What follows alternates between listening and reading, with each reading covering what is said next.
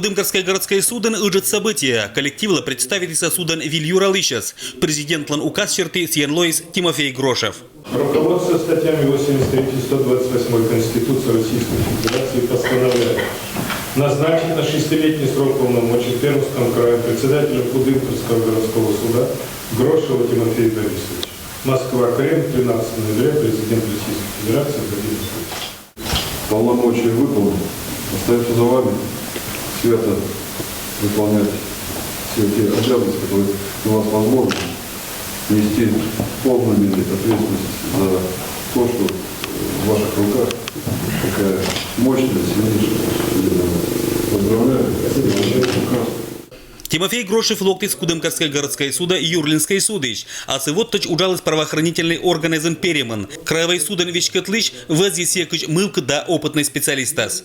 Как правило, мы мировых судей назначаем в такие подобные районы для того, чтобы проверить качество работы, как организуют работу. В небольших районах как раз и проявляется качество человека, как организатора, как профессионального судьи, как вообще человека, могущего работать на эту должность. Он доказал, показал, что это есть его, что он может работать. Это оценка не только наша, это оценка жителей района. Представление у Пермской крайлен главный федеральный инспектор, суд Дезлансоветом да департаментом Вичкатлыщез, округич министр районен да Карен Юралышез. Вам предстоит работать в регионе и в районе, значит, где подавляющее большинство населения компермянское.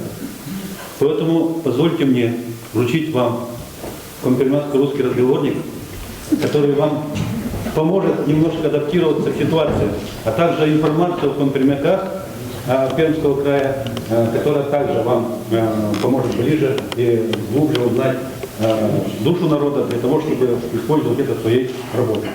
Локтан год за суд за свечечены виль реформез, нылен эту в чем электронная модернизация да процесс техническое решение локтаса и Кудымкараджи. Кудымкарская городская суден Виль Юралыш Тимофей Грошев, аджа это джир позитивный ладар. Сейчас будет идти процесс принятия дел. Разумеется, то, что было хорошее, все должно остаться. Но нет ничего такого, чего нельзя было бы улучшить, сами понимаете. Жизнь меняется, меняются требования. Я думаю, что нам есть куда расти.